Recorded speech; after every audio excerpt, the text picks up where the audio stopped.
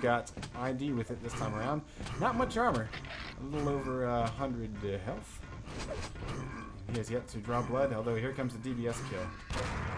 He's chasing down, going to try to dodge rockets, and down goes BLT. 2 frags in 2 seconds. Excellent. Turned that sandwich into mayonnaise. ID on a run here, but he's only got 35 health. He's going to grab a little bit of armor to maybe survive another shot here. He's going to get overkill as a fresh spawn. Everkill as a fresh spawn. And once again, we're seeing FoJ able to take that quad and convert it into about 6 or 8 points.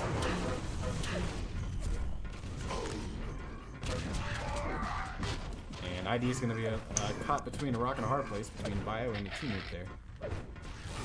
Yeah, if In-N-Out's gonna want to do anything, they gotta seriously think about getting that battle suit and getting that quad also, because the way it looks right now, they're gonna have to come up with 2 or 3 big quads in a row here. And we're seeing here the Hang and the teammate have just taken over red here, and the Hang was able to pick up red. So at this point, if they can nail down quad, they will have most of the good stuff here, and will add to just their already rather sweeping advantage.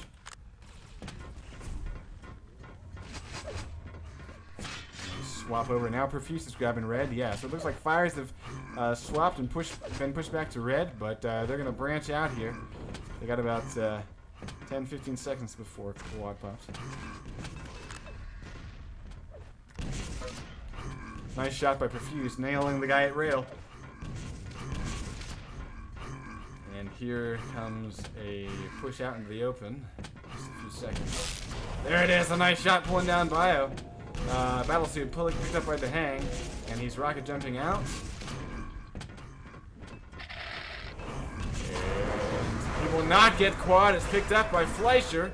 Fleischer is trying to go up against and does pull down the Hang. Down goes the Battlesuit with a nice rail. 50 health in Fleischer's hands, and he pulls down Clamp. Okay, now he's on a run. Gotta get Profuse. This is the kind of run that In-N-Out needs. They are slowly closing the gap. They still got over 20 frags between them, though, but this is what they need to happen.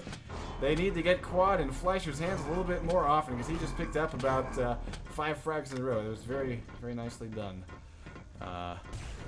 But time is ticking away for these guys. They got to get a couple more solid quad runs, actually a little bit more impressive than that, in order to catch the fires of Judaism at this point.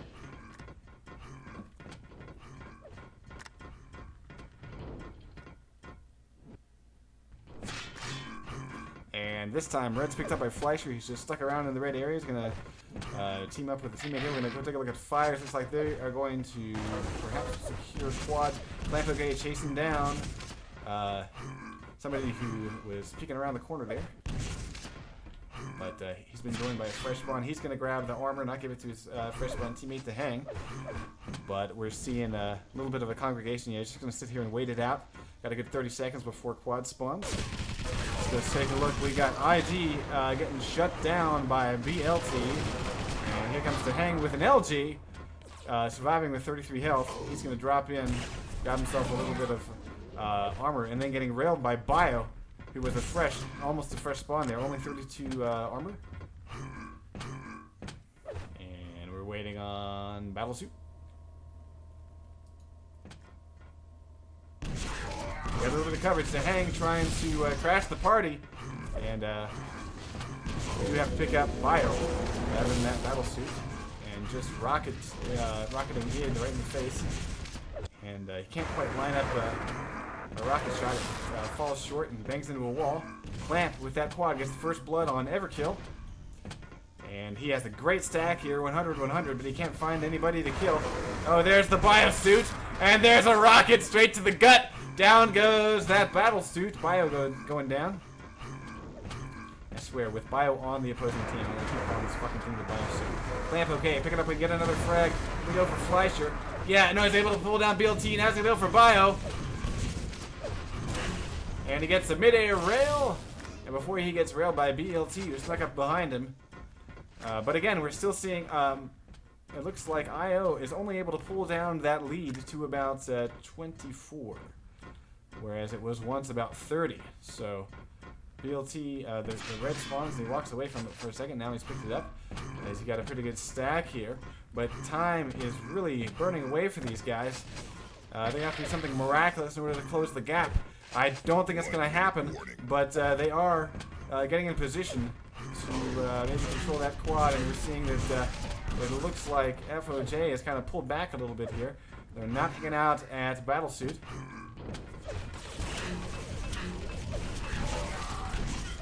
And IO down to 11 health. The Hang almost pulls him down, gets him down to 1 health, and ID will pull him down with a shotty. And he's got a fairly nice stack, and Clant is there to follow. And here's an attempt at shafting that's not going to work. Everkill is stuck in the corner here, and he might be able to pull down ID. He does pull down ID. And Everkill, 62 health, getting railed by Perfuse. Down he goes.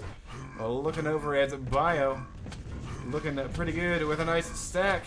And we got Battlesuit spawnage, not really useful because it's only a few seconds left. And we got Rockets here. Got a nice convergence by Fires to try to shut down that Battlesuit. He's already down to 57 health. Here comes the last quad of the run, and no kills, but it's not necessary. 93 to 67. Fires to today's and coming out on top, and it looks like we got an accuracy of 31%, 34%, 38, and 30. So everything over 30 for Fires. All right, so we're gonna move on to another map here, Vote now. and it will be DM7. So we saw some nice groupings, and it looks like In and Out had the right idea at the very start, but they really got some really bad luck handed to them, and they never quite recovered from it, where I believe it was Bio picked up one of the initial quads, was ready to go, had a nice stack, had his teammates there to give him support, and he goes 999 at the worst possible time.